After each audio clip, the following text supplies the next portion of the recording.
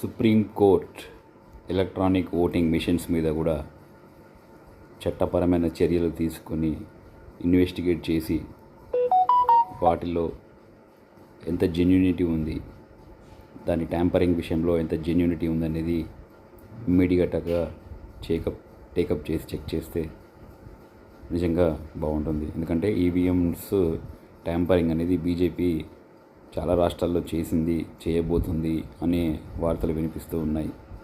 అందుకే బీజేపీ గెలుస్తుంది, అందుకే బీజేపీకి ఎక్కువ ఓట్లు వస్తున్నాయి అనేది మనం తరచుగా వింటూనే ఉన్నాం.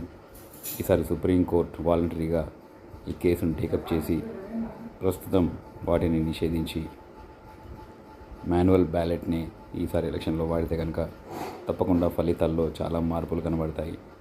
దేశం సుభిక్షంగా ఉంటుంది. Please supreme court.